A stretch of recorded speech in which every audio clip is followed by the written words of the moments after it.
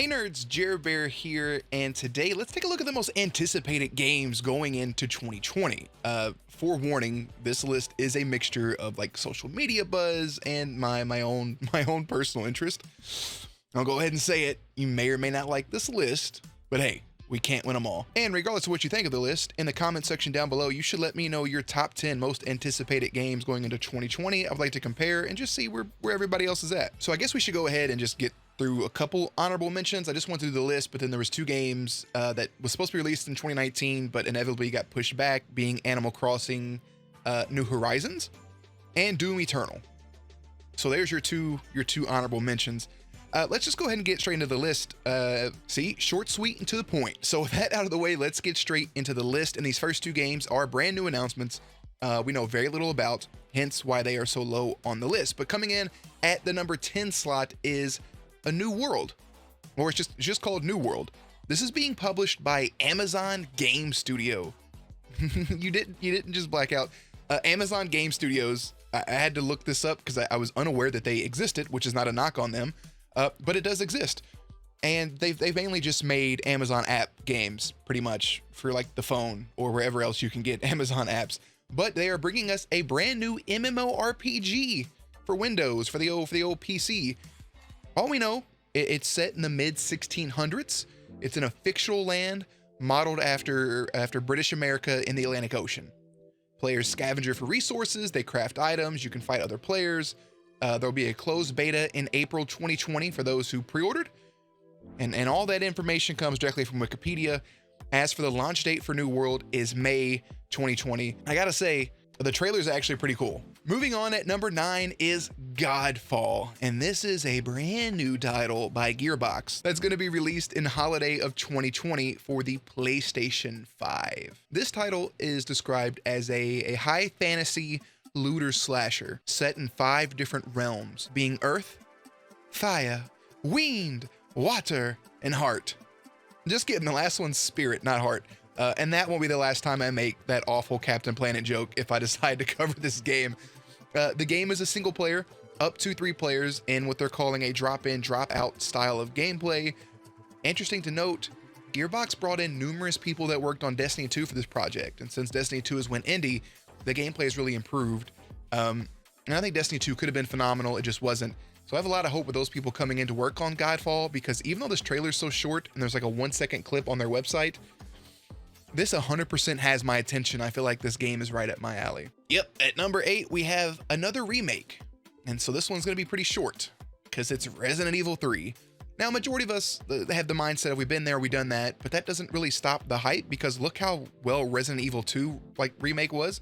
Look how well it was received. I mean, it was up for nomination for Game of the Year last year. So, like, come on. The graphical changes are quite impressive, and from what I've heard, it's going to have a lot more changes to the actual game and to the gameplay, more so than Resident Evil 2 Remake did. That's really all it is, guys. It's Resident Evil 3. We can get our hands on the Return of Nemesis starting April 3rd, 2020 for the Xbox One, PlayStation 4, and the PC. At lucky number 7, I have Crystal Dynamics' Marvel's Avengers. This game it's about the Avengers. It can be played solo or with up to 4 people, because Avengers.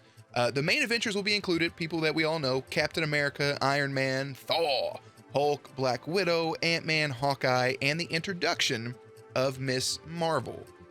Now, there's a lot of backlash when the game was first showed off about the character design and everything that happened in the trailer. Changes have been made, not as big of changes as the Sonic movie was, but still a lot of changes.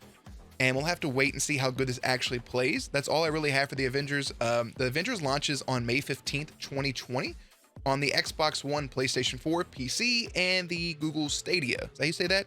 Stadia? One of those. We'll get there. Lastly, still no word if this is in the same universe as PlayStation 4's Spider-Man that came out in 2018. I hope not. All right, coming in at number 6 is a game I wanted to put a lot higher on this list, but we have Senua's Saga Hellblade II. Hellblade 2 is a sequel to the Hellblade Senua's Sacrifice. The first noticeable change of this is the name, moving to the Saga format so they can go in order of 1, 2, 3, 4, 5, 6, etc. I truly hope that we get a ton of games out of this series, because Hellblade 1 is honestly one of my all-time favorite games.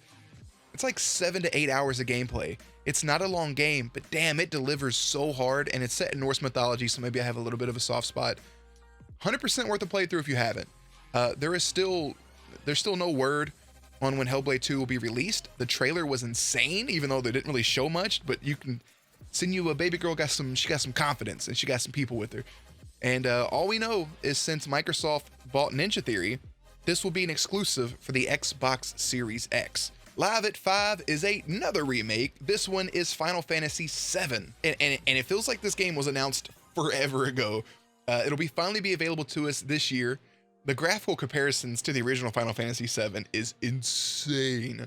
As well, updating the combat style to fit more the newer Final Fantasies, a little bit like Kingdom Hearts, I guess. The 7 remake, it should be incredible. Final Fantasy VII is arguably one of the best, if not the best Final Fantasy game to date.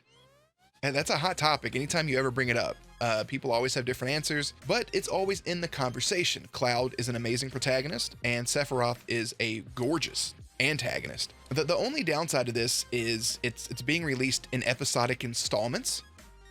We can play part 1 starting March 3rd as a PlayStation 4 exclusive. Stealing your breath at number 4 is CD Projekt Red's open world RPG Cyberpunk 2077. See what I did there with the breathtaking play on? Yeah, okay, you guys got it. The studio's last game was 2015 Game of the Year winner Witcher 3 Wild Hunt. So expectations are quite high. Oh, and there's also Keanu Reeves. The game seems to be fully customizable by everything I read on it, as you take control of V in a dystopian night city. The trailer for this was actually quite interesting. And while there is a lot of hype, there's also a lot of doubt that they can pull off a game like this. Like The Witcher, from what I read, this game will also feature a plethora of side quests. So basically, like, the main experience points just levels you up, and you also get street cred from side quest alone.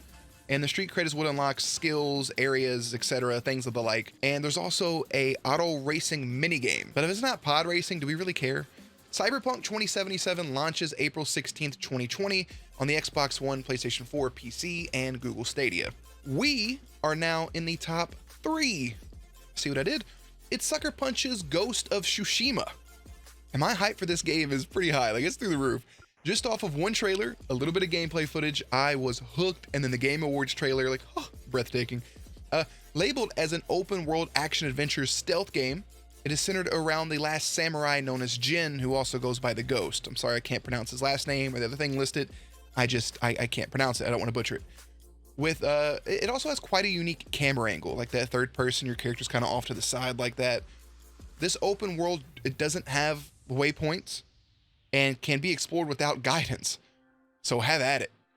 You do get a horse, which is the best part really, because who doesn't love horses in video games? The game graphically looks insane. And we'll get to Strike from the Shadows around summertime this year, only on PlayStation 4. At number 2 is probably the game you all thought would be number 1. At number 2 is The Last of Us Part 2. We pick right back up with Ellie 5 years after the events of The Last of Us. Look, if you haven't played the first one, do it. It's arguably one of the greatest games of all time. It is the best-selling PS3 game of all time, and definitely one of the best games in the last decade per my last video. This game has been in development since 2014, and by the trailers, Ellie's pretty pissed. It seems like this announcement was forever ago as well, and it started to feel like this was going to be a PlayStation 5 game, but it's not. It's coming out on the PS4, so do yourself a favor, go watch the trailers, go play the game. I guarantee we are probably looking at 2020's Game of the Year right here. Naughty Dog just knows what they're doing with this title. Last of Us 2 releases for the PlayStation 4 on May 29th. All right, so you guys ready for number 1? Because this is where my personal feelings took over. At number 1 is Halo Infinite, with the return of Microsoft's God King Master Chief himself in the OG armor. That's right, damn it. Halo Infinite is my number 1 anticipated game of 2020. It's time for Halo to rise back up. Halo 5 flopped story-wise, and then that led to multiplayer. There's just the decline in players.